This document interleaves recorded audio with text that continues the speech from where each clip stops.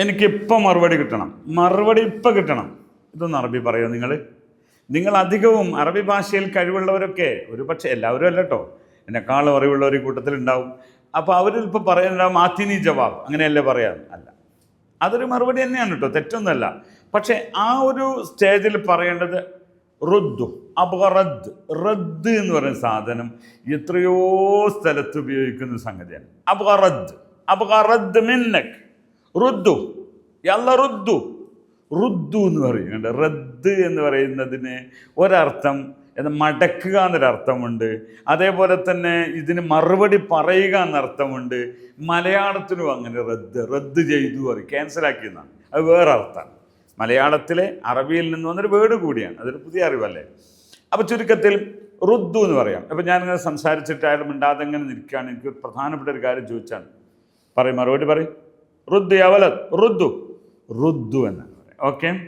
അബ്ഗറദ് അബ്ഗറദ് എന്ന് പറഞ്ഞാൽ എനിക്കൊരു മറുപടി കിട്ടണം. അബി റദ്ദ് മിന്നക്ക് ജവാബ് ഷാഫി, ജവാബെന്ന മറുപടിയാണ്. ഓക്കെ. അബ്ഗറദ് മനസ്സിലായോ? അതൊരു പുതിയ അറിവാണെങ്കിൽ ലൈക്ക് ചെയ്യണേ, കമൻറ്റ് ചെയ്യണേ, ഒന്നും ചെയ്യണില്ല, നിങ്ങൾ കേൾക്കുക മാത്രം ചെയ്യണുള്ളൂ.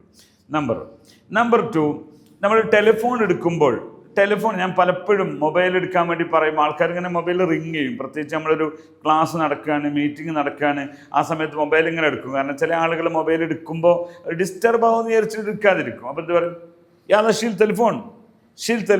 2 തെറ്റുണ്ട് അവിടെ. സാധാരണ ഇപ്പോഴത്തെ കാലത്ത് ടെലിഫോണൊന്നുമില്ല, മൊബൈലാണ്. അപ്പം ഷീൽ ജവാൽ എന്ന് പറയും.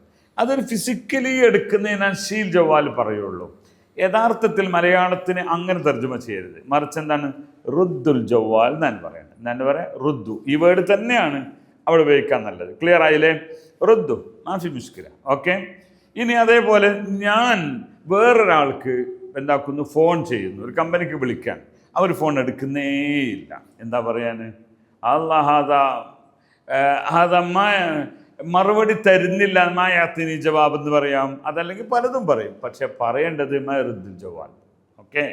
ടെലിഫോൺ അടിച്ചിട്ട് ടെലിഫോൺ എടുക്കുന്നില്ലെങ്കിൽ എന്ത് പറയണം, മൈഷീൽ എന്നോ മയഹുദ് എന്നോ പറയരുത്.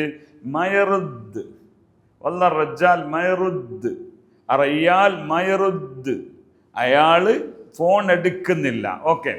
മനസ്സിലായപ്പോൾ റദ്ദിൻ്റെ വ്യത്യസ്ത രീതിയിൽ വേറെ റദ്ദ് പറഞ്ഞുതരാം. ഞാൻ സാധനം വാങ്ങി, പർച്ചേസ് ചെയ്തു, എനിക്കത് ഇഷ്ടപ്പെട്ടില്ല.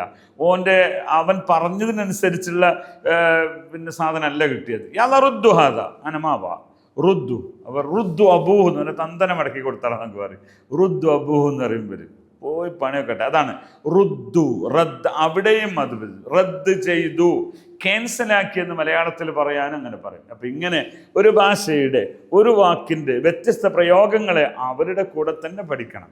അതുകൊണ്ട് കൂടുതൽ അറിയുന്നതിന് അറബിക് യൂണിയുടെ യൂട്യൂബ് ചാനൽ നിങ്ങൾ ഫോളോ ചെയ്യുക. ശുക്രാൻ.